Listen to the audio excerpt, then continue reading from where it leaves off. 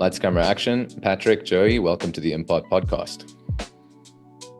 Thanks for having us. We appreciate you taking the time to sit down with us today. Same here. Cool. So both of you are involved in the Earthlings.land project. For me, the first thing that I'd actually like to ask you is, why did you call it Earthlings.land? Hey, that's a nice question. As soon as you said .land, I was thinking, he might not know why. And then you asked that question. So the thing is, there are a lot of projects who are called Earthlings. And if I consistently stick with Earthlings.land, which is also the website, then it's a safer brand name. So then you don't get into trouble with other names. We registered it as Earthlings.land as well. And of course, if we speak about it, we say Earthlings. But that's the simple reason, actually. Cool. And what exactly is Earthlings? I mean, I of course know what it is, but just for the sake of the listeners who don't yet know what it is, can you just explain what it is, please? Yeah, maybe we go back in time there a little. So a little over 2 years ago now, maybe already almost 3 years ago, let's say 2.5 years.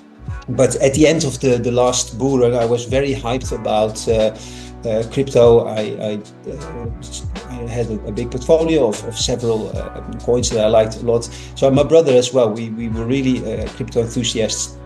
But we also saw that there was a gap with gaming and all this metaverse stuff, and especially metaverse that was hyping a lot. And back then, what Hedera luckily is doing now is what Cardano was doing back then. Everything that launched on Cardano, for instance, and I was quite a Cardano fan. That shifted towards Hedera now. Still like Cardano, by the way. And everything that launched on Cardano, it just sold out, even if there was nothing to see, nothing to show, a black page with nothing. And my brother and I, we really thought, like, how is this possible? This is just crazy. And obviously a lot of these projects now don't even exist anymore. And so I started talking to some of these projects, and to my surprise, one responded to me being negative in a nice way, by the way, on what they were doing, and saying, hey, if you do this and this and this, it might be better because you sold so much land. Why don't you now really do something with it? So they asked for an interview, to my surprise. And then again, I told them, you should do it like this and this and this. Didn't hear from them for a week, and all of a sudden they offered me a job. But because I didn't hear from them for a week, I already got the back then metaverse fever, where I told my brother, we can do something way better. So I started writing. I told them, no, not interested. And then, sorry, getting messages here. I need to quit my Skype here. And then I spoke to my brother, and I started writing the white paper, and we soon enough we saw that gaming really should be a big part of metaverse, and that's where actually the whole project was born.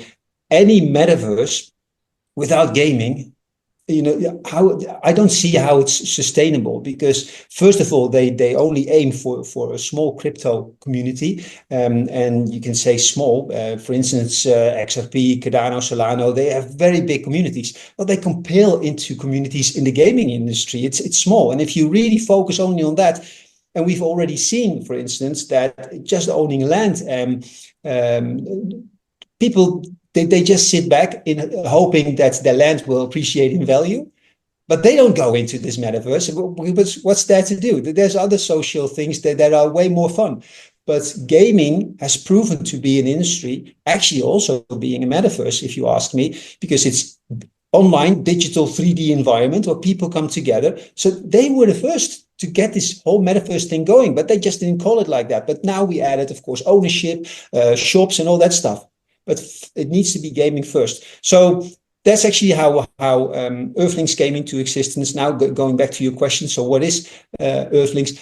I think the simplest explanation is we're trying to compete with WEB3 gaming, where we add the metaverse part as a very nice, fun feature. Because, metaverse has some cool stuff, of course, but we saw soon enough that it really needs to be able to compete with Web2 gaming. So that's what we're aiming for. I hope that makes sense. And if you read the white paper, you can see it's a very big project. It's just too much to explain in one line. So let's keep it with a game, and that everyone understands that. Cool. I don't know if you want to add to that, Joey, because obviously, Patrick is using the word metaverse there, but of course we have a Web3 layer and there's a kind of crypto element. I don't know if that falls technically into the metaverse kind of technical description, but maybe you can tell us about the Web3 elements of the game. Yeah, so the first goal, so with Earthlings, when I read the white paper, I just like Patrick, I didn't know Patrick at the time.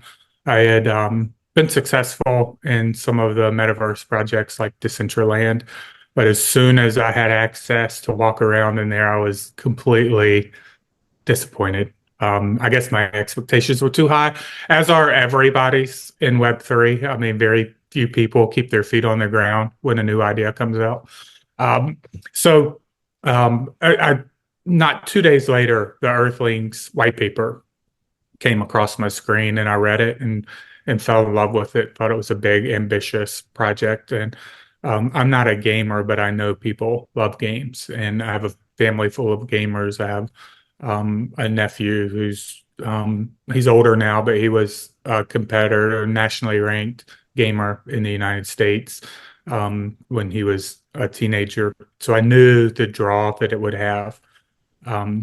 With Web3, what you see is, especially in the last run, these Web3 components where their VCs and their advisors were telling them it has to be Web3 based, it has to have Wallet Connect, you have to have a token, but all the VCs were doing was chasing a quick flip on the token. So when Patrick and I and other people on the team would see these projects, you go in and the first thing you see is connect your wallet here on this chain. Well, immediately you're eliminating 95% of the market.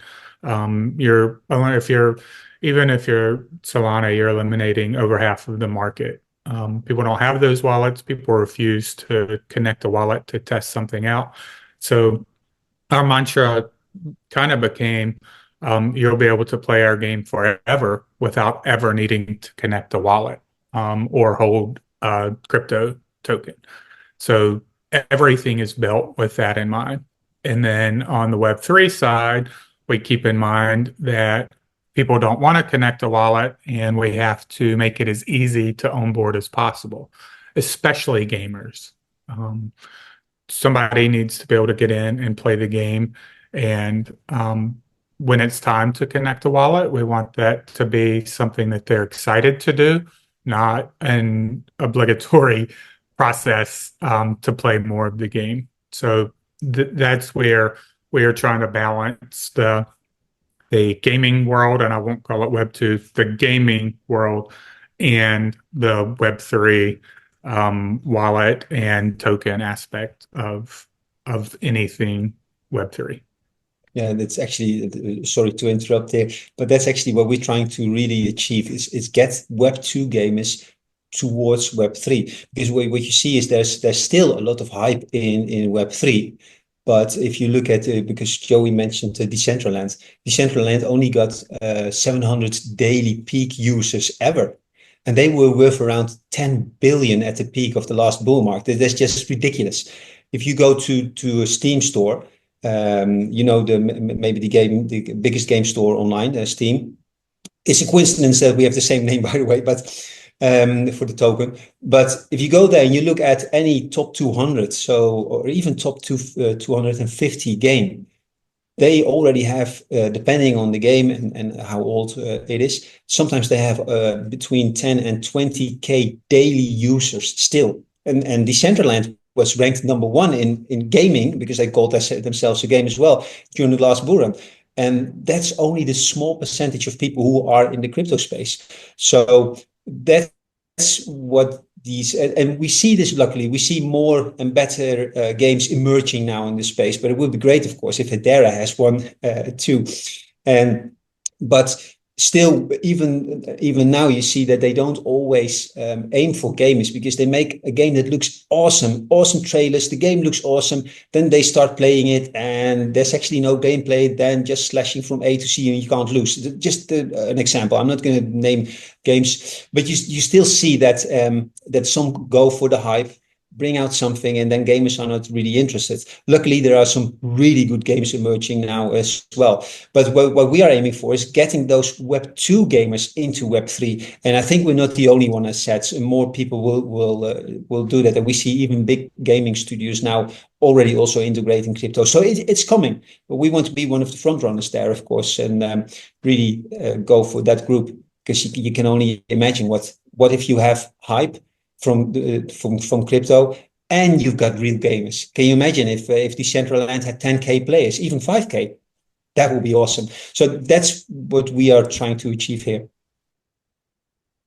For sure. You've said so many good things, and I want to start with a thought that I had while you were talking after the first question, which was that, people keep asking, well, once AI takes all of the jobs, what are we all going to do?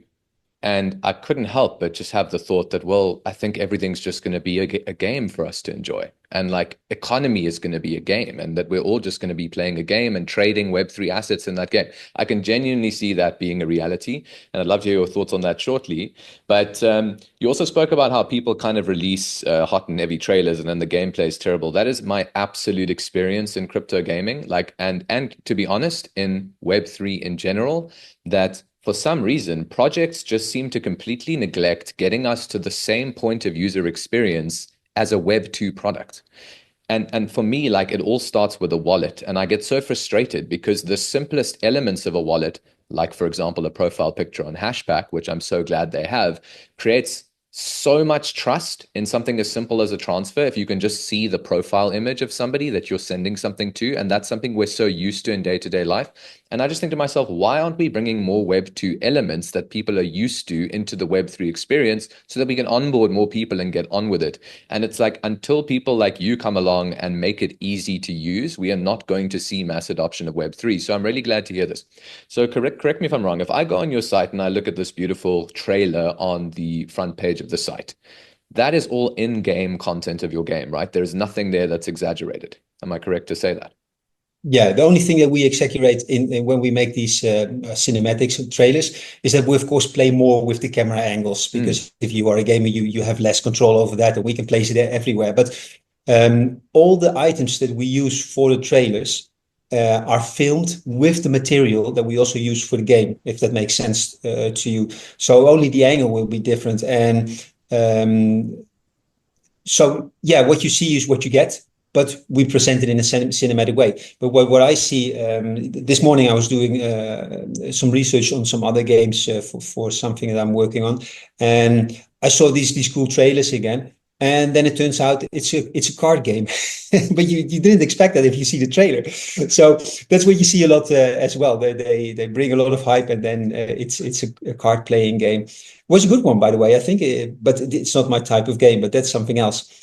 But yeah, so what you see is what you get. That's what we pride ourselves in. But we do play around with the cameras, of course. And if you, I have a page in the making now of explaining how the exploration and the portals work, and we will place a header there with these portals as well.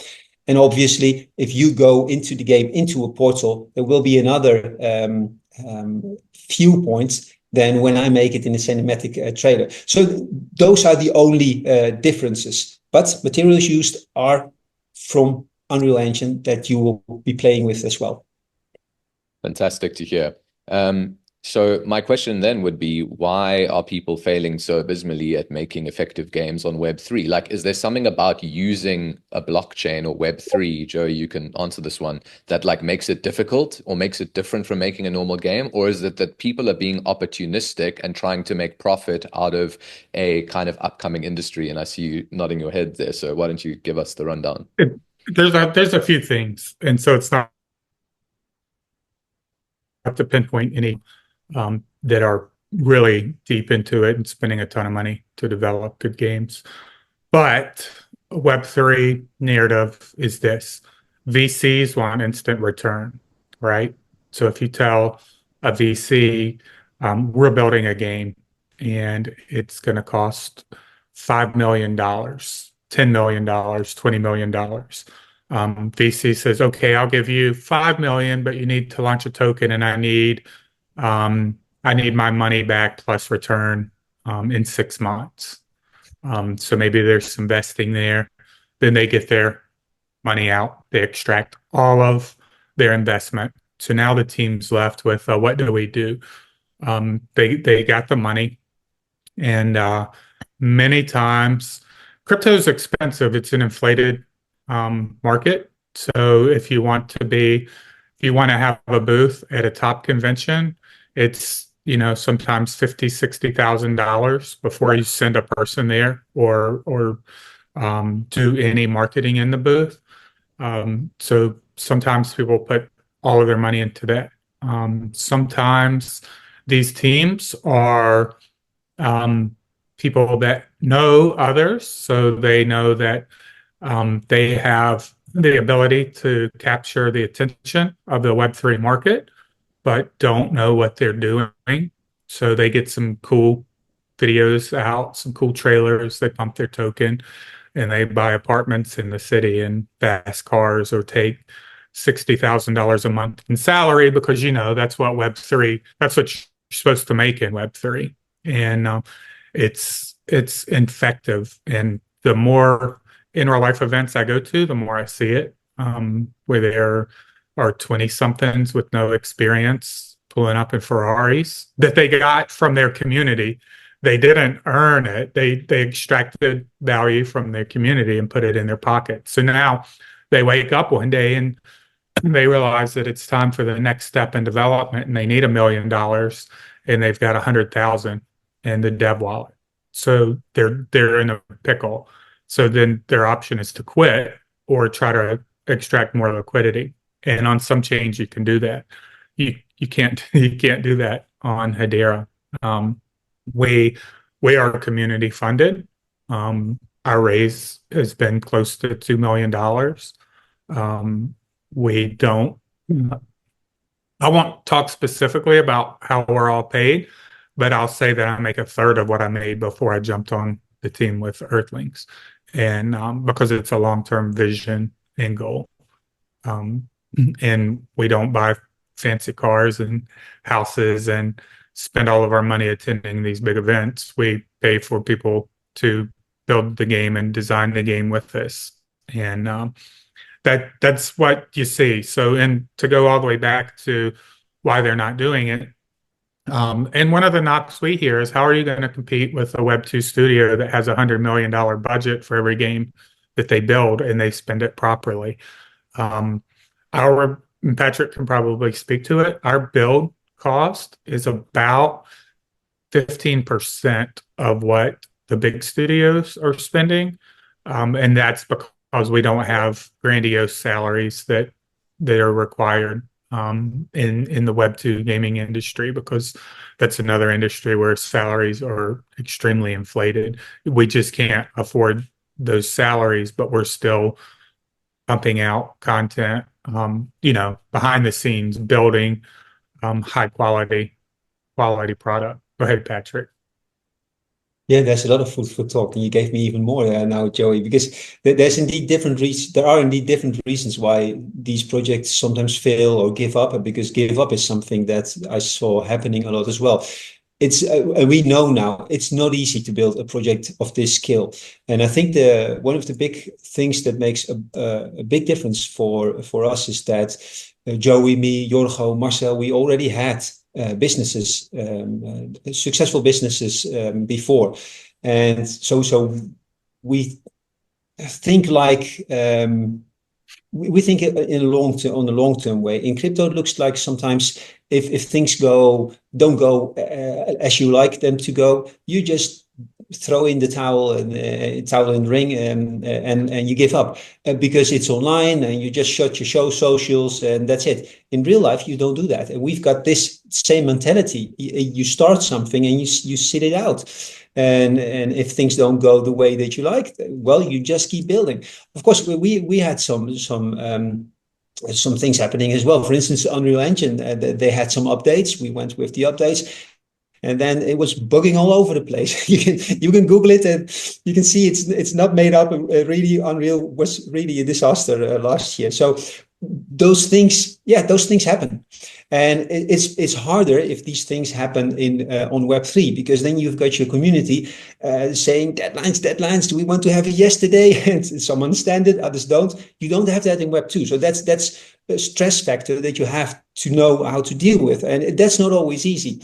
But and some people, for that reason, then quit, or they underestimated what it takes to build a game this big. I've seen that to those back then emerging Cardano projects, where they also tried to do something that we are doing now, and they just all had to quit at a certain point.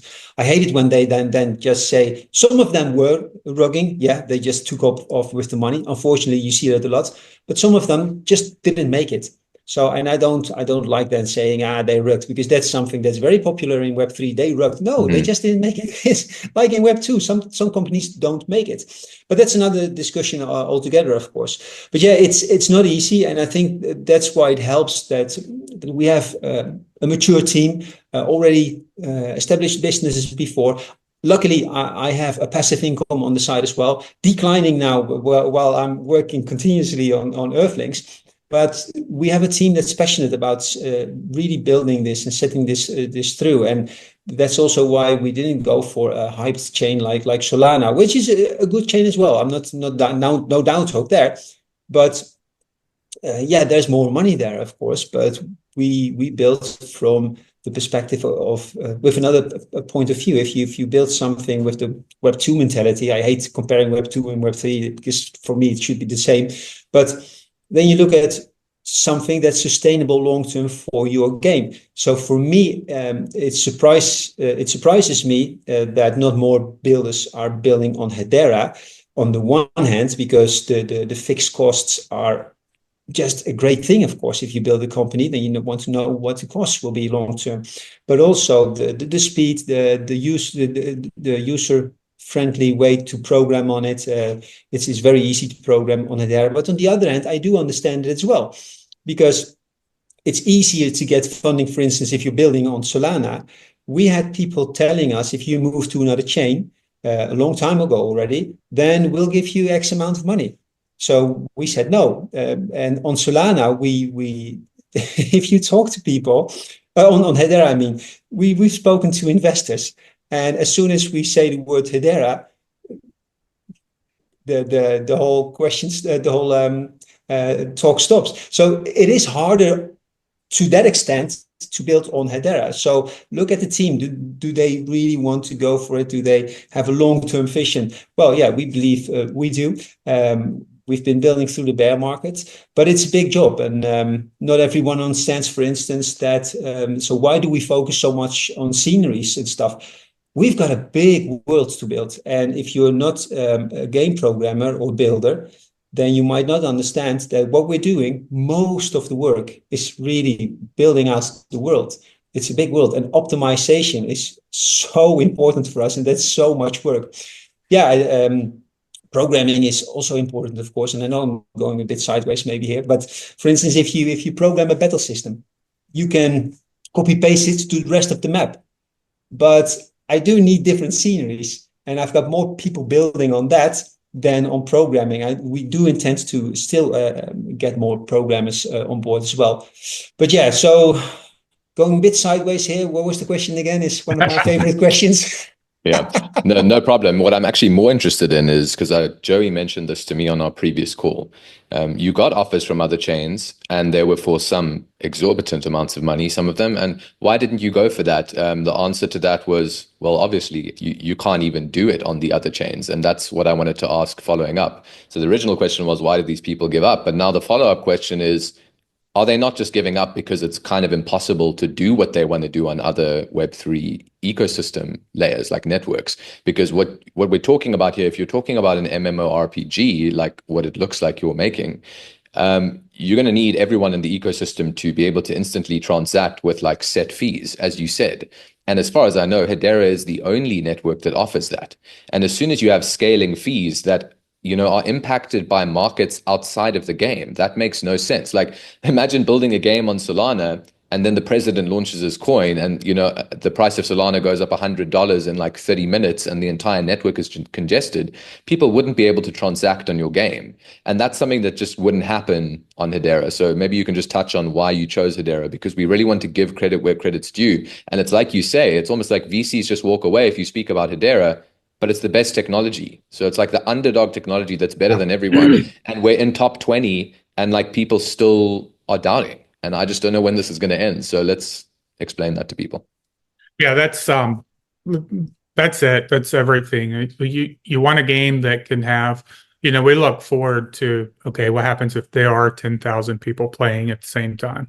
That's where you have to look at it. Not, does this game function well with one person playing it? How does it function with 10,000 in constant transactions? And if somebody finds an NFT in the forest, what's the process of getting that NFT to them? And what's the process if they find a sidekick animal that's a lost baby in the wilderness, and we want that animal to grow old with the character? So you have dynamic NFTs, and what's it cost to change the metadata of that NFT, and what's it going to cost every time we want to record something on Hedera for an activity in the game, so that everything in gameplay for security and in peace of mind, just so to speak, is trackable. And yeah, so there may be other places, but for the most part, Hedera ticks all of those boxes, especially when it comes to transaction costs, because somebody has to pay for those transactions in the game. And you can't pause a game if you're on a quest and you're sprinting through the forest and jumping through portals. You can't have the game pause 6 times for a 2-minute transaction to approve. You just can't do it. It doesn't work. So there's not a lot of foresight. So it is a money grab. I mean, we can dance around it all we want, but when VCs only go for certain chains, it's because that's where the money is. We just had 2 multi-billion-dollar meme tokens launched this week on a chain that crumbled because of transactions, the throughput and the variable cost. They didn't launch that there because it's the best technology. They launched it there because they knew they could turn millions into billions instantly with the push of a button. And unfortunately, that's what VCs expect. So we have no VC funding. And again, we're all community funded, apart from a small grant that, to be honest, didn't even cover the cost of building Steam Runner. So that question's been asked, and we haven't spoken directly to it, but I will. The grant didn't even cost the build of the mobile game, or didn't even cover the cost of the build. Yeah, I totally get that. And it is very sad, but at least you're not letting that deter you and you're carrying on. Yeah. So I really want to talk about the game itself, because we're talking about everything around the game and we haven't even talked about what Earthlings is as a game. So I'd love to know about that. So why don't you just give us a rundown of what you can do in the game, what kind of activities you'll be doing, what elements are built into the game of Web3. And you mentioned transactions just now. I actually never thought of that. So who pay if you don't need a wallet to play the game, then who pays the transaction fees and when? I'm really interested to know that. But maybe let's answer that last so that we can actually talk about what the game is first. Yeah, so the gameplay, it's a mix of different gameplays, I guess. Well, I don't really like to give it a certain name because there's so many names and all these abbreviations drive me crazy. But excuse me. But let's just imagine a scenario where you first start playing the game. I think that's the easiest way to explain it. So you the first time, for instance, you could get dropped in the city, where you first start your first quest, where you need to solve a problem with, for instance, the Rebel Underground. You get an introduction into the gameplay where you walk around in, of course, an amazing designed game, because that's the immersive part that you really need to have. and you get an assignment to go shut up these rebels because they opened some kind of gate somewhere where all these pesky rats swarm the city. So you try to find your way through the city here and there and try to first get your first weapon, which will be a stick to fence off these rats in a sort of I'm not going to say what kind of battle that's going to be because we're finalizing that, and I want to show it before I give it a name. But you have to do a battle where you battle yourself out of some kind of some rat packs. You hardly win, and the next time you get some tips and how to earn the in-game water token, because we've got a dual token system. It's going to be too long to explain. It's in the white paper, which is also getting an update any day now. So then you get some messages teaching you how to navigate in the game, and finally you get to this boss level, of course, where you encounter another red pack, where there might be one of the bigger rats with that you can beat, and you can tame him, and he might be one of your sidekicks. But imagine first saving a little kitten or a cat from another red pack that joins you then as a sidekick, later birdable sidekick that helps you in the next battle. One of the most important features in the game is also exploration, and really these side quests that make it very worthwhile your time to re-explore all the corners. On that, of course, you have the ownership, but that's a whole other part. And then you can eventually will incorporate a challenge that is like a bigger quest that you really need to go from A to Z. But while you do all these things, you level up and you encounter bigger animals, bigger adversaries. We will draw you into a storyline where you need to really actually save the piece of what Earthlings.land is supposed to be for another threat that will disturb this lasting piece. It's actually that's why people make trailers, right? It sounds and looks so much more cool if you do it with a cool narrative voice and stuff. But it gives you a bit of an impression. So it's exploration, it's a battle system, and we have some other stuff in there as well. So for instance, if you want to go to floating islands, you can take an airship, of course, but incorporating simple gameplay like only up. I don't know if you know that kind of stuff, where you could also try to get to the floating islands. Things like that, and if we have when we have a big city ready, we're going to try to also have competitions with racing track for time, for instance. And that also does not need to be underestimated, because people think that a racing game is simple to create. Not if it's multiplayer. Everything multiplayer makes it multiple times more difficult. So the quests and the storylines you can play alone or with a bunch of friends. So it's really, for me, I feel like it's more an exploration game where you play a storyline, you level up, and you get to, when leveling up, your abilities level up as well, and you get to play amazing, how do you say that? When you hit someone, effects, let's say it like that, battle effects that level up as well.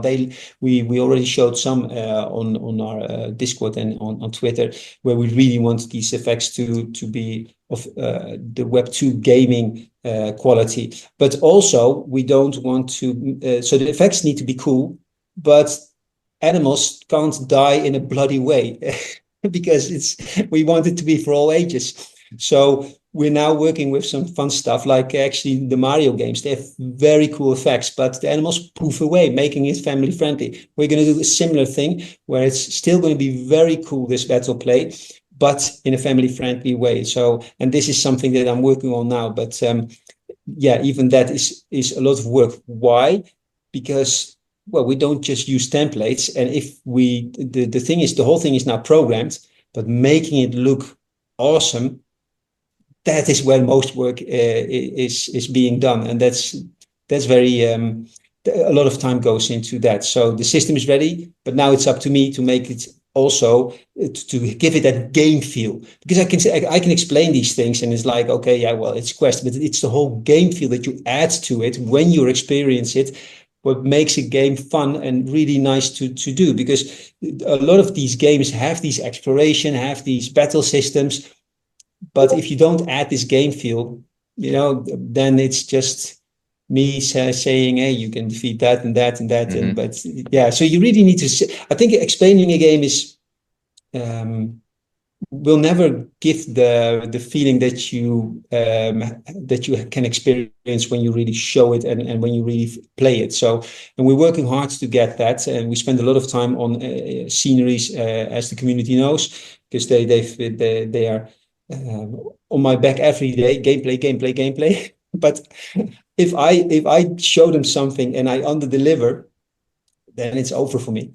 So I rather spend a little longer, even though I had some setbacks, and then give them something where they say, oh, this is the same cool quality as what he's been showing us, what they've been showing us with all the sceneries. That gives me more momentum and can make me continue. But if I show something now and under deliver, yeah, well, you can imagine what happens then. So. Yeah, I'm glad you're focusing on those elements rather with the game. As a gamer myself, I think back to the first time I played Final Fantasy IV on the PlayStation 1 when I was like 7 years old, like something around there.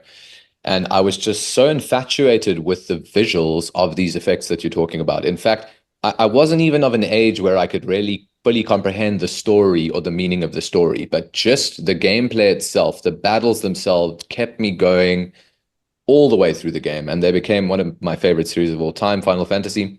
And I didn't feel that way again about any game until Oblivion came out, and then eventually the From Software games. When I played Dark Souls for the first time, that was the most impressionable feeling that I had in that sense. But then they merged that with an incredible world and story. So I really appreciate that you guys are taking the effort to do that, and I think it will pay off, because that's what gamers are looking for, man. Like, I think that they really care about the gameplay and the cool effects more than the story. In other words, if the story is good but the gameplay is bad, I'm probably out. But if the gameplay is great and the story's average, I'll probably play it anyway. Do you know what I mean?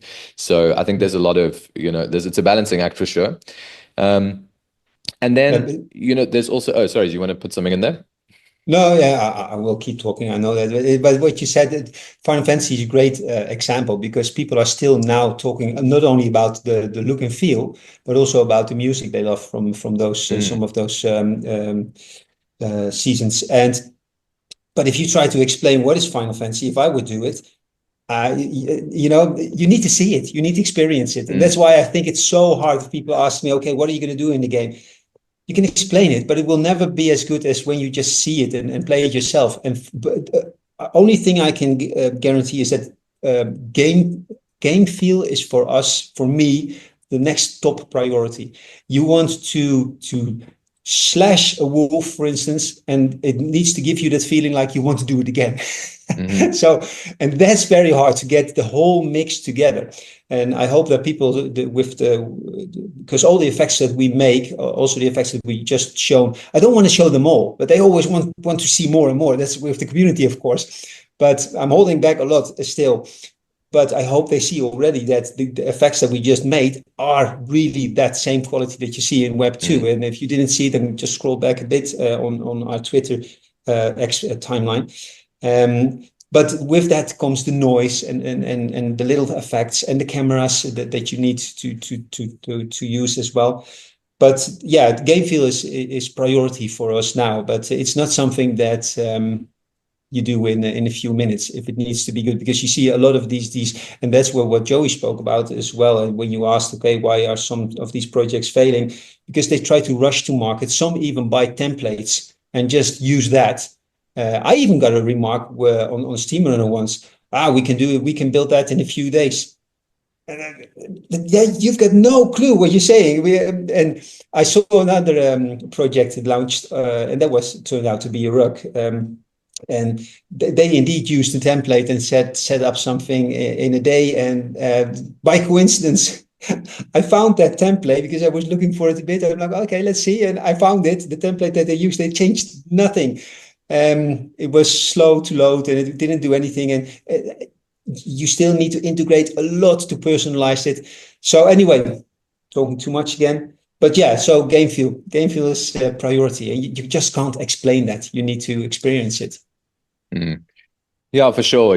I think also you want to have a game that feels timeless, right? It's great to have a flash in the pan, but when I look at your game, like the graphics and the effects that I'm just looking at on your video right now to my left, they look timeless. Like I can imagine playing this in 10 years, and it's something that you can obviously adapt and upgrade. And I'm sure AI is going to offer us a lot there moving forward as well in the next 5 to 10 years. But there's also an investment kind of economy layer to your game that we haven't spoken about yet. And you guys launched some NFTs where, if I'm right, you could actually purchase land in the game. So Joey, why don't you take us through some of those elements of the game? Yep. So our map is very large. It's all of Europe. And when we set out, we did a scaled topographical map of Europe. So not a lot of people know that, but if you take an actual topographical map of Europe and scale it down, that's what we did our overlay on. So to do that, you have to have waterfront towns. You have to have the mountains. The premise for us is that it's in the future, so it's after AI caused the end of the world, and the animals have had time to return and thrive and overpopulate in some circumstances, and the human population is starting to rebuild, and they're finding some of this old technology and learning how to adapt it. But in that, you'll have to have communities. So we have towns and villages with a train system that runs throughout all of Europe, with only one major town, which is Paris. If you want to know the scale and size of the game, New Paris itself, which will be the only major city in Europe, is the size of some of the largest games. So we're using all of Europe, but just our city is the size of some of the larger games out to market right now. As we grew the project, we knew how many towns and villages we had. And in the city, there are 1,000 buildings that are owned. So there are multi-thousands of buildings because it's such a large map, but 1,000 of those will actually be property. So without going an hour into how the land works, because that's how long it would take, I will refer people to the white paper. But as a landowner, you have access to jump around the map. You'll have access to the economy within your town or village. In a town, you'll have access to the shops and banking economy. In the village, you'll have access to the animal and farming economy. In the city, that access will come to just like any natural city where there's economy operating in the city, and those that own pieces of it will be able to reap the benefits and rewards and access that provides. So we sold our land at a what we considered a very fair market price. And as the game opens up, the people that own these lands will have access. But we didn't want to alienate all of the gamers that are going to find our game down the road. Especially gamers that find our game down the road.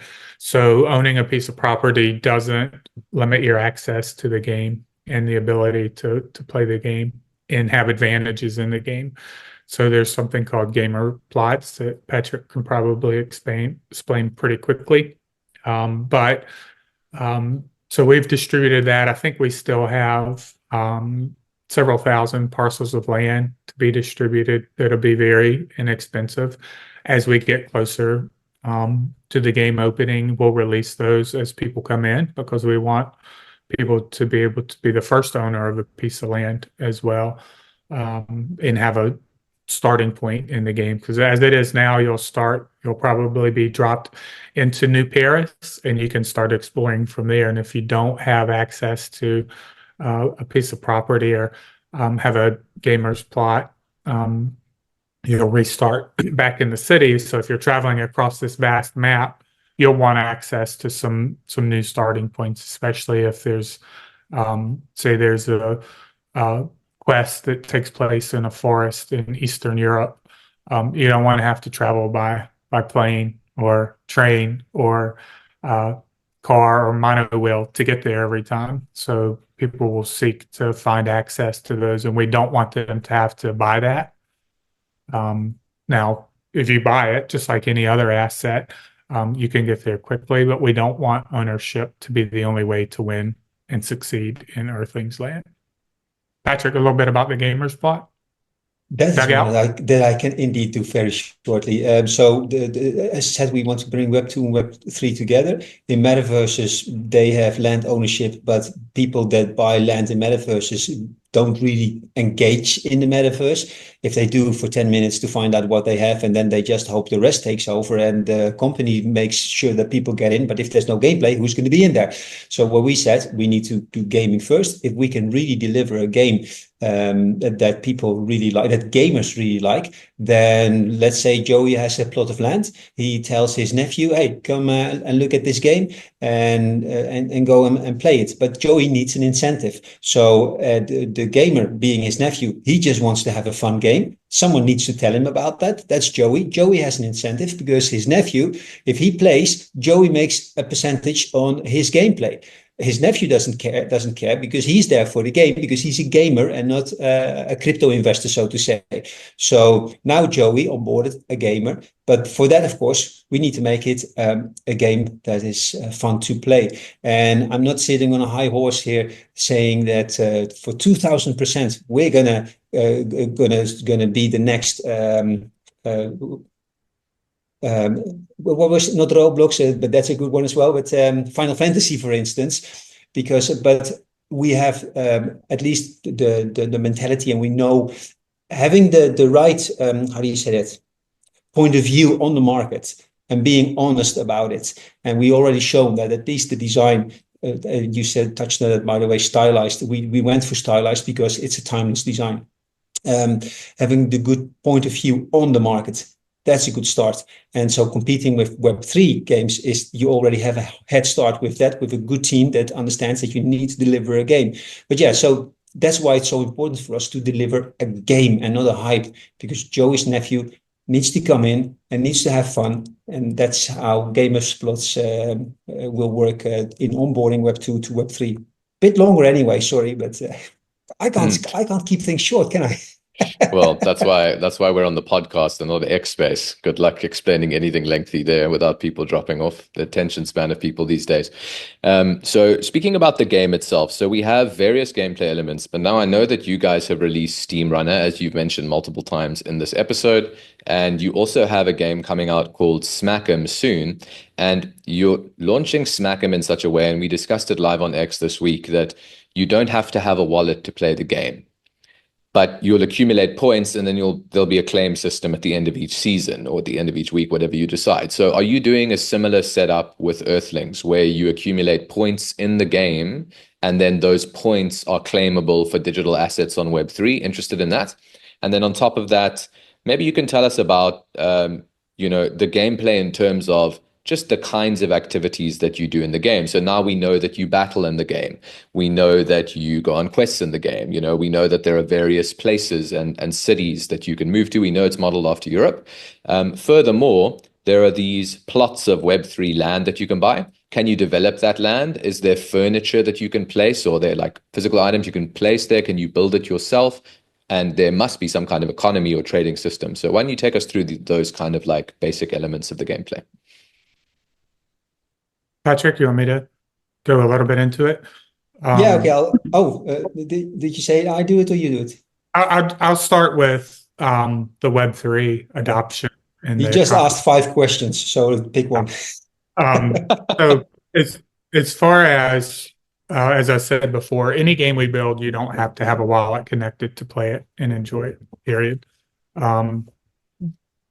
With Earthlings.land, we did a dual token system, meaning we'll have a non-custody, so to speak, token called water, just like any Web2 game that has an economy now. think of Robux. Water is essentially the same. So you earn it in the game. There'll be marketplaces where you'll be able to buy assets to participate in events, but it isn't something that will have a speculative value because it'll never be a crypto token. Water will give you access to a lot of things in the game, but not everything.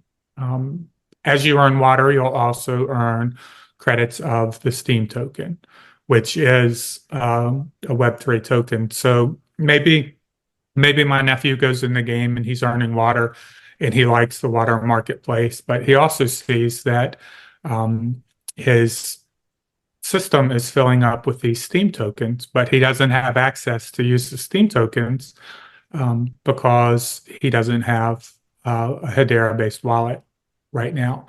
So the goal is to walk and handhold the user experience for people like my nephew to say, okay, how do I get access to use these Steam tokens to transact in the game with these Steam tokens? And we say, here's how you get one of these wonderful Hedera wallets. Here's how you connect your wallet. Once you do that, we'll hold your hand into, say, a connected Syntax marketplace that might be in the city or have a small marketplace in the towns, or landowners can have a marketplace. So maybe you say, over here is Spud's Emporium. This is how you go shopping in that marketplace with these Steam tokens and access NFTs. This is what an NFT is. This is what it does. This is how you can use it in the game. So you can already see elements of that in Steam Runner, where you have your water tokens in Steam Runner that you can go shop with, and you can buy some added benefits and like chickens in the game, where you can use a chicken to run with, and you earn these things, but they're not NFTs, right? So it's just like any Web2 game now.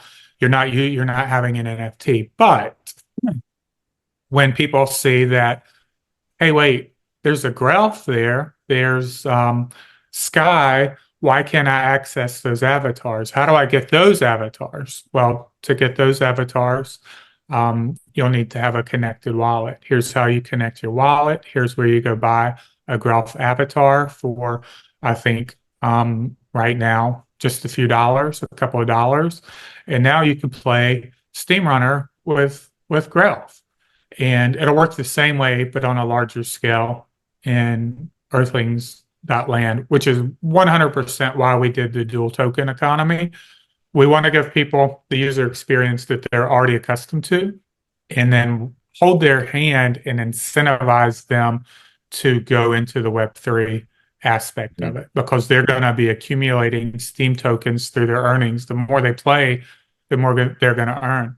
If they want the NFT they found in the forest, it'll be there. We'll have it for them, but they're going to need to learn how to connect a wallet and claim that NFT. The gamers are smart. I tried to install a game a few months ago, and man, you had to be smart to install that game, going from left to right to there and there, and then you had to install that, and it was a well-known game. So I don't think it's an issue to get gamers. You don't have to really teach them, because it's really not that hard to create a wallet, but you have to give them an incentive to do so. If they like it, they will do it. Simple as that. And they don't have to, because if they just want to play the game and they don't care about it, that's okay as well. But you just need to give them an incentive to do so. And gamers are not stupid. You need to be a whiz kid nowadays to play some games. So I don't see that an issue. It's just that the game needs to be fun. For sure. And then regarding the gameplay itself, going back to that, apologies for asking 5 questions at once, but I think it would be great to get a breakdown of the gameplay itself and what that entails. Yeah, so the gameplay, we already spoke a bit about it. Of course, there will be the quests and challenges, but Joey also spoke about land, and there will be much more. If you, for instance, just go to, I don't know, do you know the game Subnautica? No, It's an not underwater game. personally. It's amazing. It really draws you into the game just by the design, and you're underwater, of course, and just the exploration is worth your while. And although they are not maybe not the top 10 ever ranking game, they were and still are a very successful game just by the immersiveness, can you say that, of the whole game. And that's an experience that we also want to give. So if the budget comes to Earthlings.land, then we also have some battle royale gameplay in mind as well, and because there's so much possible in what we're doing. So, but it will start with exploration and leveling up, getting your sidekick inventory and growing that, because yeah, you will start with fencing off rats, and maybe you'll get your chicken pack to help you out, because we want to have some fun gameplay there as well. There's same chickens to the rats, and you level up, of course, but there's so much more possible. And land ownership, what you said, you asked about, can you do some interior? Yeah, we have that system already built, where you can indeed pick your table or your couch and place it in your apartment. So, but there again, by the way, that ties in with the massive amount of work that we need to give people a set of different items. And they all need to be optimized. If I can only give you one table and one kitchen design, then you say, yeah, what's the use of customizing it if that's it? So there's a lot of work there, more work than this system, because Quinten already showed me, look, we've built it. You can now place your items in your plot. Well, that was the easy part. Now I need to make 1,000 pieces of furniture. So that's going to be a part as well. So you can imagine some kind of Sim City kind of gameplay, or The Sims. I need to say The Sims, the kind of gameplay where you also, well, actually that says enough. So there's a lot. But for me, the biggest fun, the most important fun thing that I feel is in this game is really the exploration part, where you immerse yourself, trying to find these new sceneries that only open up if you play the gameplay, the storyline. Just actually what you said with Final Fantasy, where you really get this immersive feeling, and that's really what I like to achieve. Where you play a storyline, but besides the storyline, there's so much more. What I like about the Final Fantasy is indeed that you had these seasons with them, where it was actually just about exploration, and where you just want to see what is in that next stage, what is in that next level. And that is, for me, you can only do that. No, not only, but you can do that with stylized, and it's timeless. So almost going yeah, sideways there again. The beauty of it is the game isn't going to come out and this is all you get. It'll evolve over time, and more things will be added. But the beauty of it is I'm not a gamer. I don't care about battle scenes. I do love flashy, watching the things explode and things spin off into the sky and those things. That's cool. I like watching that, and I like going to chase that excitement. I'm not someone that wants to get into a quest that's going to take me a month to finish, and some people are. So you'll have that excitement, but even me as being on the team and watching a lot of the things that come out as they are built, I'll spend weeks and months exploring before, and along the way you'll find things and you'll run into obstacles that you have to overcome, because that's part of the game. But there's all of that, just exploring and seeing what's going on and collecting things as you go. There'll be people that are into the mini quests. I don't know what they're called, but you'll have mini quests, and then you'll have quests that take a long time. But then you'll have people that are only in it for the economy, the true, like, hey, I want to shop in the city, and all I'm going to do is go talk to people that come into my shop. People will want to go play the throwback games and walk into a arcade that takes you to play, I don't know, Steam Runner or another simple game. But these are all things to come. So it's not you have to fit into one mold to enjoy our game. The goal is for people that like different types of gameplay to find something for their liking inside Earthlings.land. Mm-hmm. I must say it sounds absolutely incredibly enticing. Like I would love to play it. It sounds like the exact kind of game that Web3 needs. And I guess the only question that's kind of left standing is where are we in the process of developing the game? And do you have any expectation of when like an alpha is going to be released? Yeah, so we're really aiming at this year to release a first scene where at least we are actually hoping that we can open up the city where people can already explore that and have some initial gameplay in there as well. But as you can imagine, this is a multi-year build if we open up everything, of course. So the plan is to really focus on the city to get this really immersive feeling already. And yeah, we'll just have to see this year if we're going to do it just for a part of the community or how far we get for maybe even already a beta gameplay. It's going to be a challenging, exciting year. Let's say it like that. But the goal is we're working very hard. We have a timeline in the team where we really want to open up the city this year. And well, a lot of factors come in play, of course, where we need to see how far we get. But that is the goal for this year. And from there, we build on and open up more and more.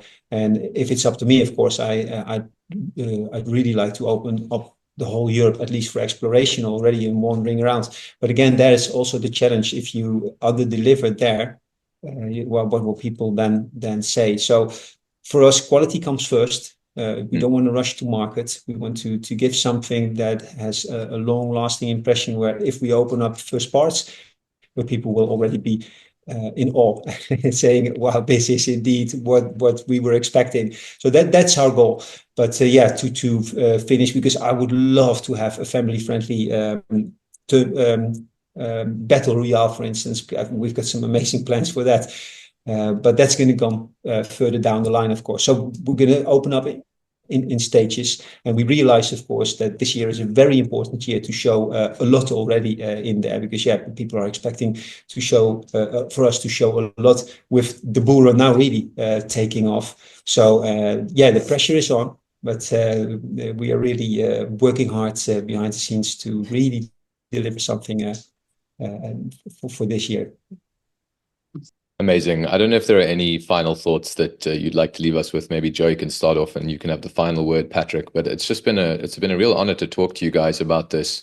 And I really just get the sense when I speak to both of you and when I look at what you've already created, that this is going to be something, firstly, that delivers on its promises, something that's real and that's authentic, and that you know, like what you see is what you get, which is unusual in Web3.